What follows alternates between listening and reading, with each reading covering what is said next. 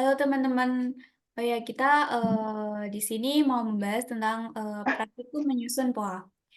Nah, di sini kemarin kita sudah menemukan jurnalnya, yaitu dengan judul Identifikasi Masalah, Plan of Action, dan Rencana Implementasi Program Penerapan Rekam Medis Elektronik yang Belum Optimal. Kemarin kita sudah menentukan identifikasi masalah dan tujuan program. Nah, sekarang kita akan melanjutkan mengkaji hambatan dan kelemahan program. Untuk teman-teman, adakah yang sudah menemukan? Dari aku udah dapet yang Money. Ini langsung aku kirim ke room chat ya. Oke, Boleh, boleh. boleh. Dari aku ada yang bagian main. Aku kirim melewat chat Zoom juga. Aku juga menemukan bagian metode. Ini aku kirimkan di kolom chat Zoom ya. Kalian udah menemukan yang bagian polanya belum? Aku udah sih satu. Tapi kita lanjut yang di plan of action.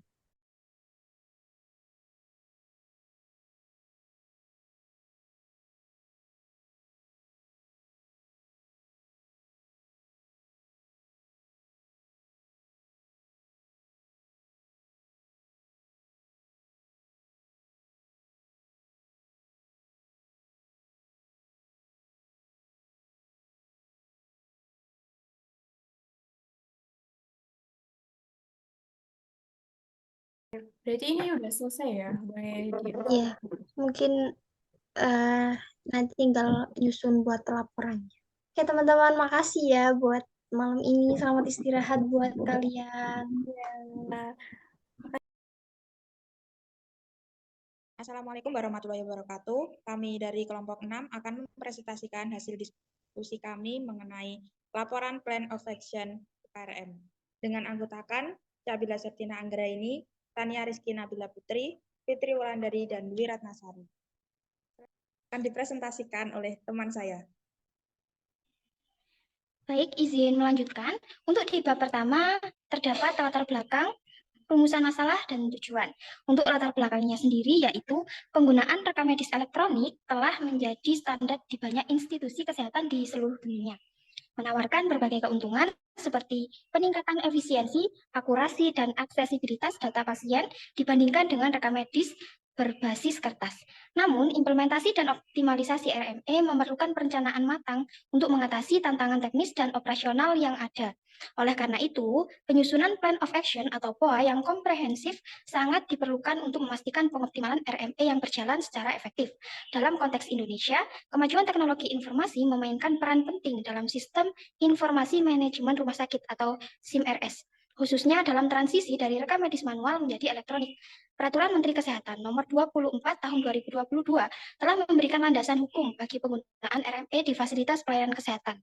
Meskipun demikian, penerapan RME di Indonesia masih menghadapi berbagai kendala dan belum merata, serta seringkali belum optimal meskipun sudah diimplementasikan di beberapa fasilitas.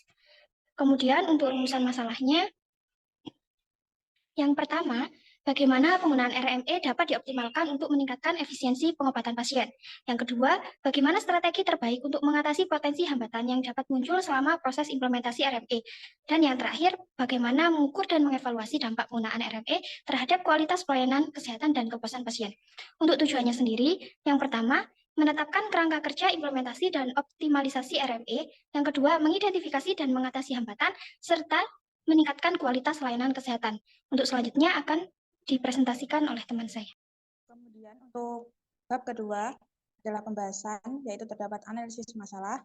Berdasarkan penelitian Nirwana tahun 2023, data Direktorat Pelayanan Kesehatan rujukan tahun 2021 menunjukkan baru terdapat 74 rumah sakit dari total 575 rumah sakit kelas A, B, dan RS prioritas QA yang menggunakan RME minimal di 3 dari 6 tempat IGD, pendaftaran, rawat jalan, farmasi, dan pelayanan penunjang, serta adanya integrasi pada sistem rujukan terintegrasi. Kemudian, yang B ada identifikasi masalah,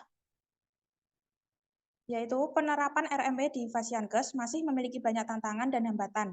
Akibatnya, penggunaan RME belum optimal seperti penginputan data yang terhambat, sistem yang belum memiliki fungsi yang diharapkan, pengisian data yang tidak lengkap, infrastruktur yang kurang memadai, data yang tidak terintegrasi, hingga meningkatkan stres kerja. Selanjutnya akan disampaikan oleh teman saya. Baik, izin melanjutkan. Untuk tujuan dari program tersebut yaitu pengoptimalan penggunaan RME pada Fashiankes, yaitu untuk mengoptimalkan implementasi Permenkes nomor 24 tahun 2022 bagi pemerintah dan fasilitas pelayanan kesehatan untuk mewujudkan dan meningkatkan kualitas pelayanan kesehatan serta kepuasan pasien. Selanjutnya yaitu kajian hambatan dan kelemahan program. Kurangnya optimalisasi RME di berbagai Fashiankes yang disebabkan oleh faktor man, method, money, dan mesin. Yang pertama man, yaitu kekurangan SDM yang terampil dalam menjalankan komputer dan sistem RME.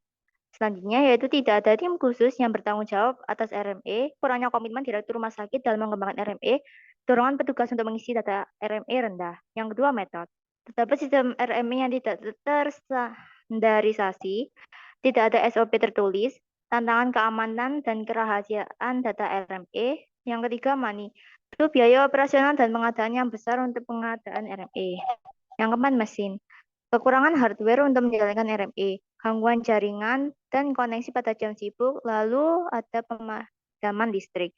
Selanjutnya akan dibacakan oleh teman saya. Selanjutnya yaitu susunan tabulasi POA. Yang pertama yaitu kegiatan memberikan training lanjutan dan ujian praktik bersertifikat serta ujian remedi bagi petugas yang belum lulus. Untuk masalahnya yaitu kurangnya keterampilan petugas mengisi RME. Tujuannya meningkatkan keterampilan petugas sesuai standar yang dibutuhkan. Sasarannya petugas di pendaftaran, perawat yang memeriksa TTV, dokter yang melakukan pemeriksaan, dan perawat yang membantu dokter dalam menangani pasien. Untuk waktunya yaitu pada tanggal 1 Februari 2023. Seperti yang tertera pada layar bahwa terdapat kolom 1, 2, 3 yang menyatakan pada bulan apa kegiatan itu dilaksanakan. Karena kegiatan pada tabel POA kami dilaksanakan pada bulan 2, yaitu Februari, maka kami hanya menampilkan 3 kolom saja. Sebenarnya terdapat 12 kolom berdasarkan jumlah bulan pada 1 tahun.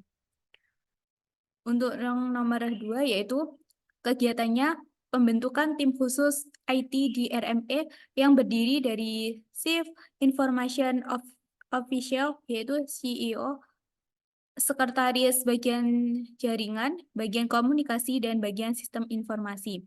Untuk masalahnya yaitu belum ada tim IT khusus yang bertanggung jawab atas RME. Bagian tujuan, tim IT khusus yang bertanggung jawab atas sistem RME. Sasarannya yaitu petugas IT dan penanggung jawab IT.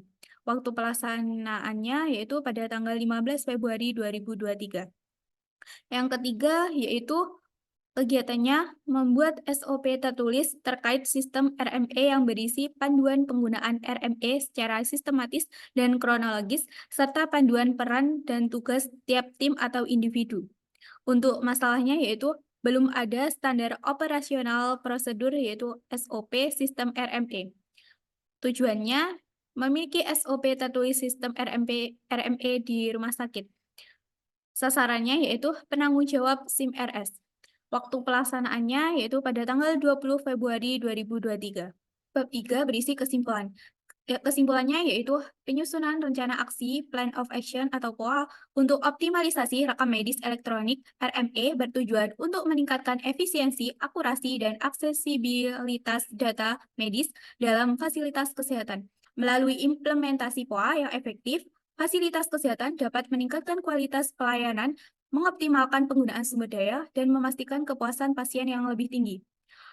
POA ini juga memastikan bahwa proses optimalisasi berlangsung secara berkelanjutan dan adaptif terhadap perubahan kebutuhan teknologi.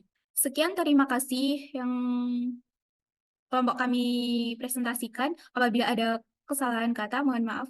Terima kasih. Wassalamualaikum warahmatullahi wabarakatuh.